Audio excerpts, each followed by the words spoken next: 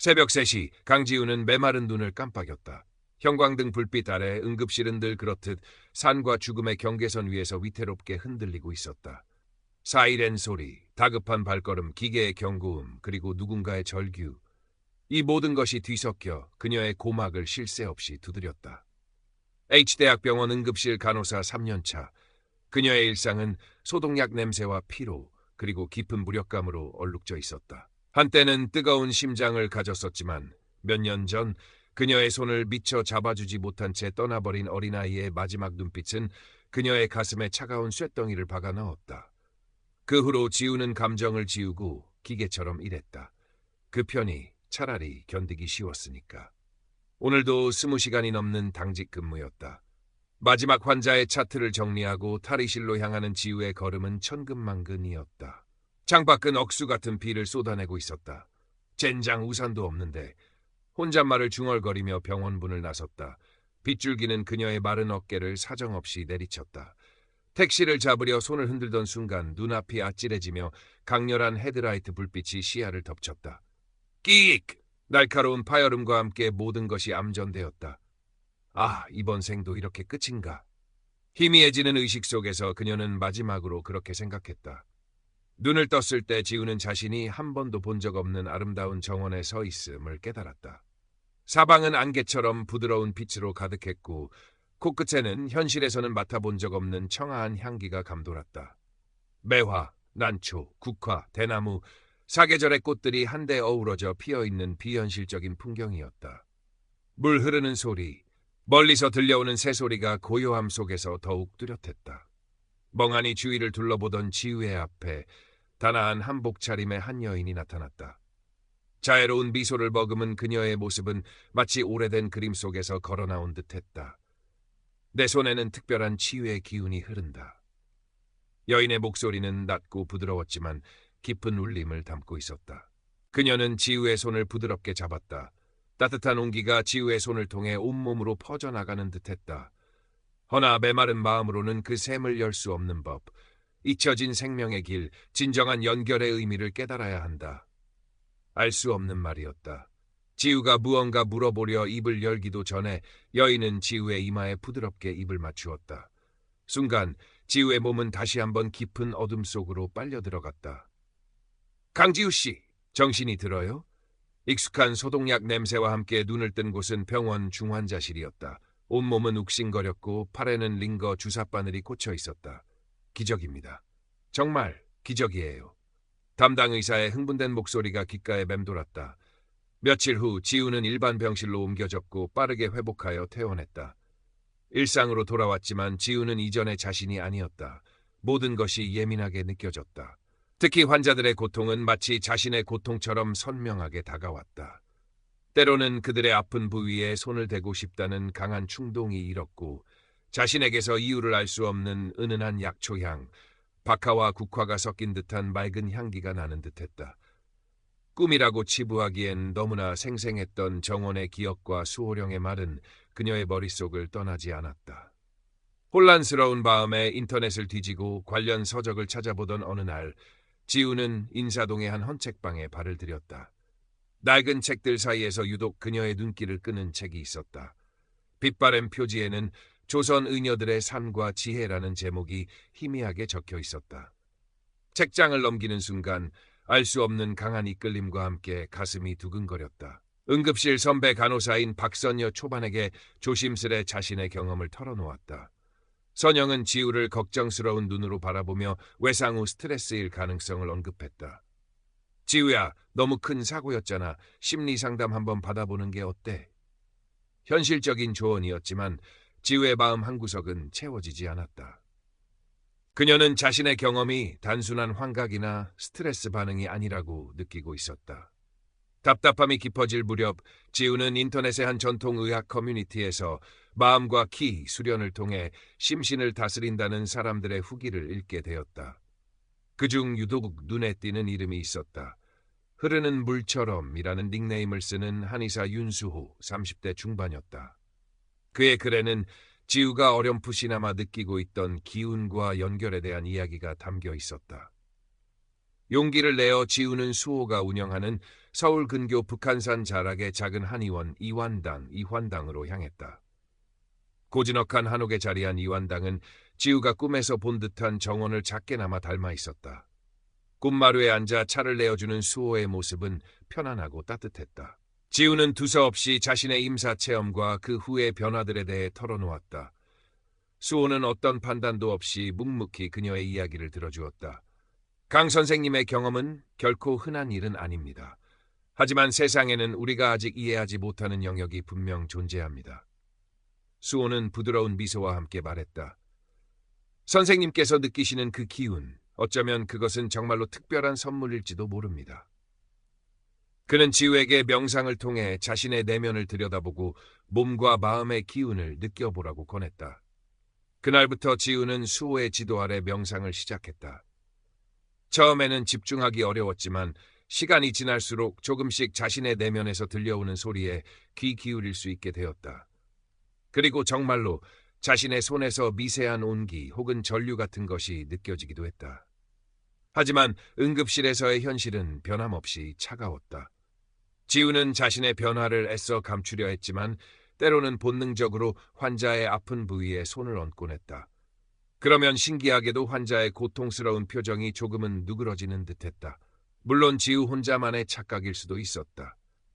이런 지우의 모습을 가장 못마땅하게 여긴 사람은 응급의학과 전문의 10대 후반이었다. 그는 H대학병원 최연소 정교수 타이틀을 노리는 유능한 의사였지만 철저한 과학적 근거 웨이터만을 신뢰하는 냉철한 현실주의자였다. 그는 지우의 미묘한 변화를 비과학적이고 감상적인 태도라며 사사건건 비판했다. 강 선생, 요즘 이상해. 환자 앞에서 이상한 행동 자제하도록. 여긴 감정 노름하는 곳이 아니야.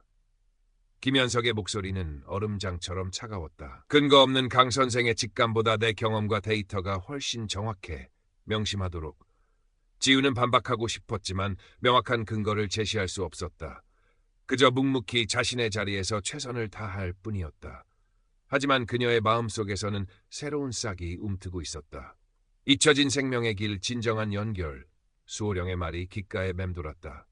그녀는 그것이 무엇인지 아직 알 수 없었지만 언젠가는 그 의미를 깨달을 수 있을 거라는 작은 희망을 품기 시작했다. 그러던 어느 날 응급실에 위독한 노인 환자 한 분이 실려왔다. 급성 심근경색이었다. 김현석을 비롯한 모든 의료진이 달라붙어 응급처치를 했지만 환자의 상태는 점점 악화되었다. 모니터의 수치는 절망적인 곡선을 그렸고 보호자의 애끓는 울음소리가 응급실 복도를 가득 메웠다.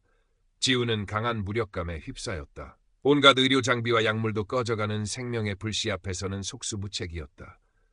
모두가 절망적인 표정으로 환자를 바라보고 있을 때 지우는 자신도 모르게 환자의 앙상한 손을 잡았다. 그리고 간절한 마음으로 그의 평안을 빌었다. 제발, 고통 없이, 편안하게, 특별한 주문도 거창한 의식도 아니었다. 그저 진심에서 우러나오는 간절한 바람이었다. 그 순간 기적처럼 환자의 일그러진 얼굴이 정말 아주 잠시 평온해지는 듯했다. 거친 숨소리도 조금은 잦아드는 것 같았다. 하지만 그것도 잠시. 모니터의 그래프는 결국 평행선을 그렸고 김현석은 낮은 목소리로 사망 선고를 내렸다. 강지우 선생, 지금 뭐 하는 겁니까? 김현석의 불호령이 응급실에 울려 퍼졌다. 그는 지우의 행동이 비전문적이었을 뿐 아니라 환자와 보호자에게 헛된 희망을 주었다며 격렬하게 비난했다. 여기가 무슨 사이비 종교 집단인 줄 압니까? 당장 손 떼세요. 동료 간호사들도 싸늘한 시선으로 그녀를 바라보았다. 지우는 아무 말도 할 수 없었다. 자신의 능력이 아무런 소용이 없었을 뿐 아니라 오히려 혼란만 야기했다는 자책감이 그녀를 짓눌렀다. 나는 아무것도 할 수 없어. 나는 그저 사람들에게 상처만 줄 뿐이야. 깊은 절망감이 그녀의 온몸을 휘감았다. 결국 지우는 사직서를 제출했다. 더 이상 이곳에 머무를 자신이 없었다. 사직서가 수리되고 마지막 근무를 마친 날 지우는 텅 빈 라커룸에 홀로 앉아 있었다. 모든 것이 끝났다는 허탈감과 함께 알 수 없는 슬픔이 밀려왔다. 그때 윤수호에게서 연락이 왔다. 그는 지우의 소식을 듣고 걱정되어 찾아왔다고 했다. 이완당의 뚠마루에 나란히 앉아 지우는 그동안 겪었던 일들과 자신의 절망감을 털어놓았다. 수호는 말없이 지우의 이야기를 들어주었다. 그리고 한참 후에야 입을 열었다. 지우 씨, 치유라는 것이 항상 극적인 결과를 가져오는 것은 아닙니다. 때로는 그저 고통 속에 함께 있어주는 것, 마음을 진심으로 연결하려는 노력 그 자체가 의미 있는 치유가 될 수 있어요. 그는 품에서 작은 향낭을 꺼내 지우에게 건넸다.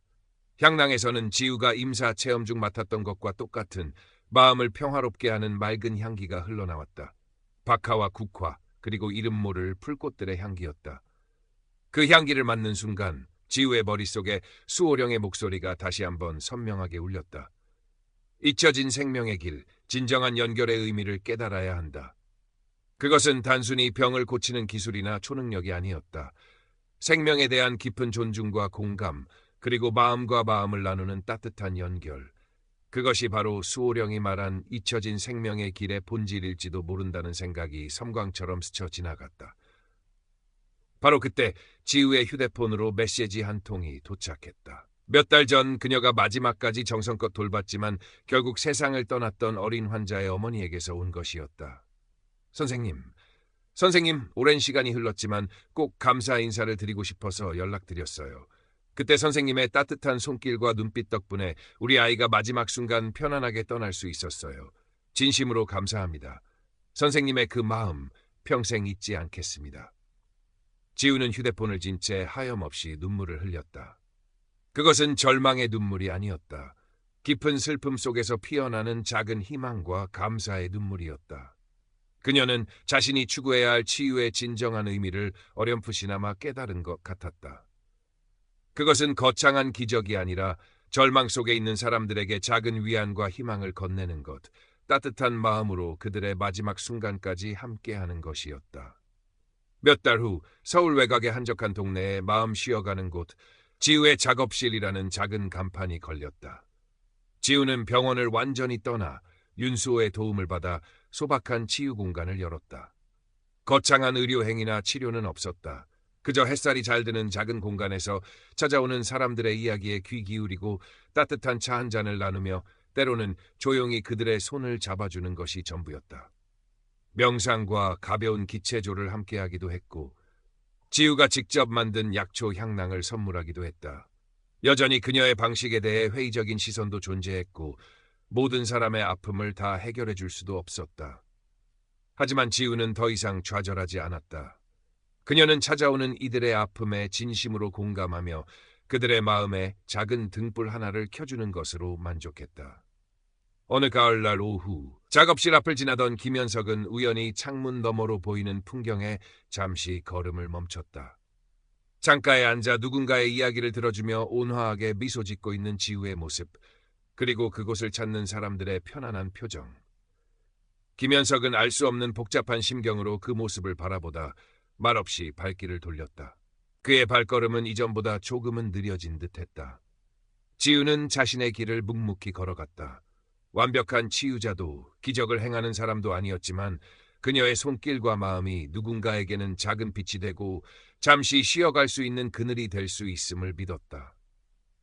작업실 창가에 놓인 작은 화분에서는 오늘도 지우를 닮은 은은한 약초 향기가 바람을 타고 조용히 퍼져나가고 있었다.